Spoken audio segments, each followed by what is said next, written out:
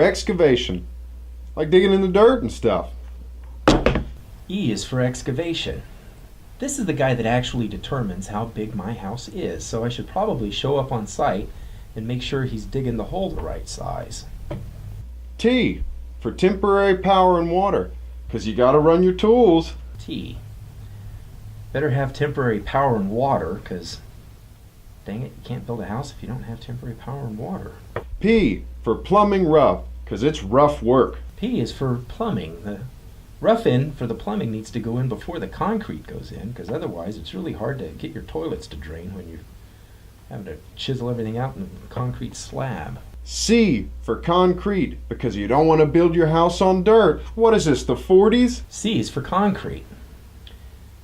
I need to make sure that this truck hasn't had more than 300 revolutions per the tank, and I also need to make sure that we do a slump test before he starts placing the concrete and reject it if it's already starting to set up. F for framing, because you gotta have a frame to build a box around. F is for framing. Man, I started off in this industry as a framer, and man, if these rascals don't get their job right, the house is going to have curvy walls, not going to have any blocking in place to prevent airflow from coming in. It's just going to be ridiculous. So I need to make sure they know exactly what they're doing, and they're actually following a framing plan, and they're not winging it. W for windows and doors. Flashing, that's what siding's for. W. Windows and doors, incredibly important, otherwise you can't see out of your house and you can't get into it. But most important about windows and doors is how they're installed and get the flashing details right, because you can't rely on siding, and there's no such thing as a self-flashing window or door. H for HVAC, because you don't want to be too hot or cold. H. HVAC.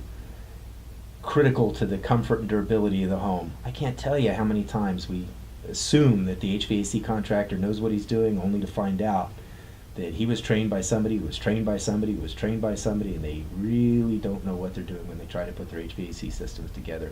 You end up with comfort complaints, you end up with mold, you end up with all kinds of craziness going on.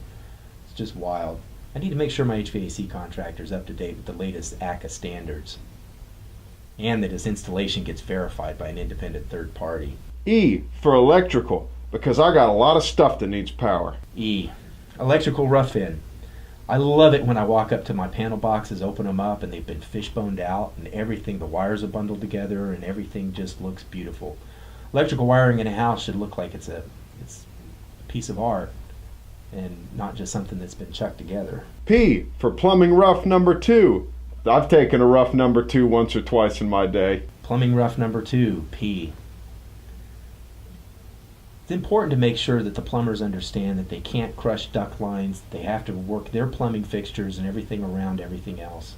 It's important that they understand that those plumbing fixtures, particularly if they're using PEX, are properly fitted together, because there's nothing worse than doing a pressure test and finding that one of their joints is unsealed and you end up with plumbing leaks all over the place. Just disastrous.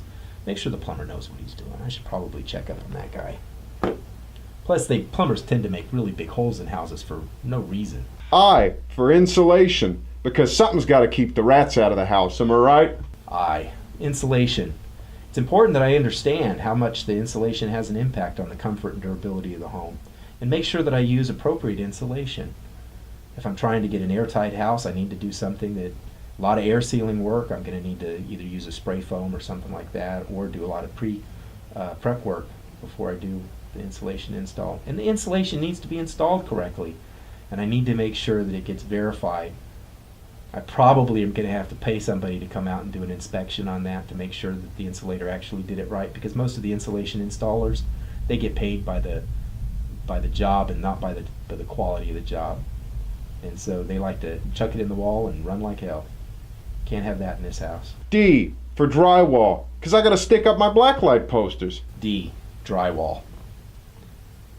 This is the finish that people are going to see. It's going to get painted, but if there's nail pops, or if they fasten it with too many fasteners to the wood framing, it's going to contract at a different rate, and we're going to end up with all kinds of drywall cracks and callbacks. And I really want this house to look right. And the drywall is the final stop, keeping the outside air from leaking into the house. So probably need to make sure that all that's installed correctly and finished properly. F for finish it up, because nobody's going to pay for a half-done house. F. Got to finish this thing up. But I need to make sure that it's not finished up in too great of a hurry, because we need to make sure it's right, because we got one shot at getting it right. And if you don't have time to do it right, when am I going to have time to do it over?